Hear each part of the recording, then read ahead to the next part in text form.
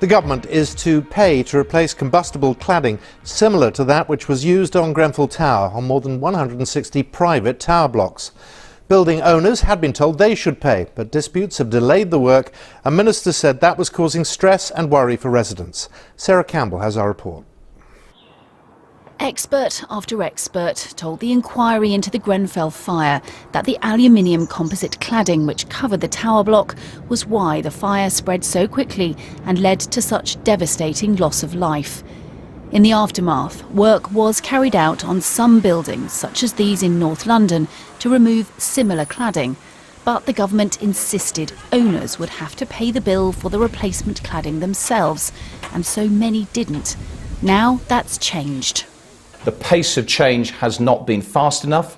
Many developers have done the right thing, have stepped in, and we expect them to maintain those commitments and how they've done so. But ultimately, what's been driving me is that sense of public safety and indeed the interests of those living in those buildings. After the Grenfell fire in 2017, 176 privately owned tower blocks in England were identified as having similar aluminium cladding. Since then, replacement work has been carried out on just 10 of those buildings. The government has now pledged £200 million to cover the replacement costs on the remaining 166 buildings which still have the Grenfell-type cladding. It will come as a relief for leaseholders, who in some cases have been told they would have to bear the costs of replacing the cladding. It's been incredibly stressful. It's taken its toll on myself, on a number of other leaseholders. Obviously, we're living in an unsafe building.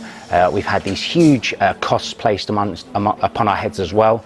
And to be quite honest with you, like I say, the stress is insurmountable at the moment for us. While the government's change of heart has been welcomed, questions are being asked as to whether £200 million will be enough.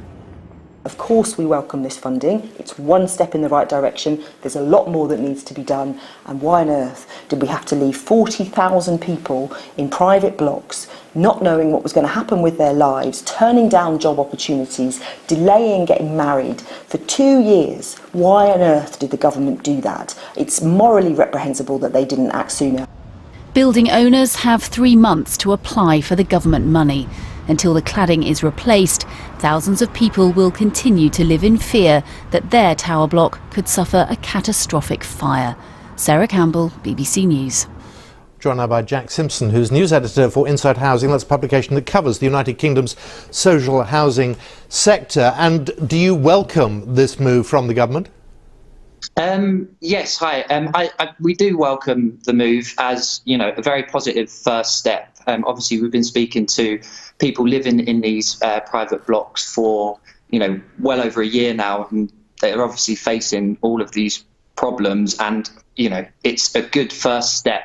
However, obviously, as you've spoken to people before, there are still a lot of blocks without ACM cladding that are still living in worry.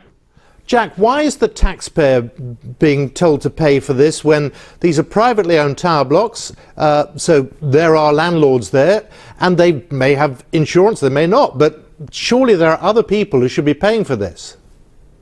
Well, I think in this instance, the issue is that 2 years after Grenfell, there has still not been work done to reclad these private buildings, and this is far too long, and people are still living in danger. So I think in terms of the initial public fund, £200 million is there to speed up the process of removing this cladding. In terms of the future, the government has said to the building owners and the landlords who will be able to access this funding that they then have to go and try and reclaim some of the costs of the people that were responsible for putting the cladding up.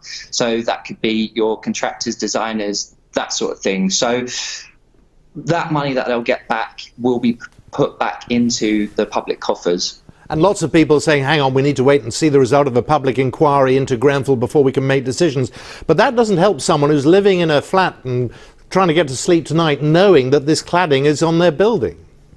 I think that's exactly right.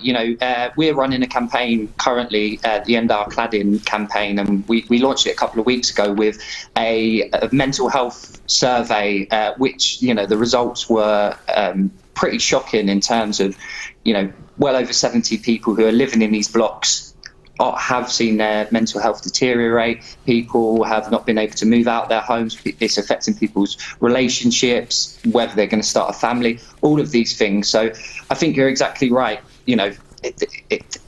If we waited any longer, you would get more and more issues. Yeah. Jack, it's good of you to join us. Jack Simpson, the news editor for Inside Housing. Thanks so much for joining us this afternoon.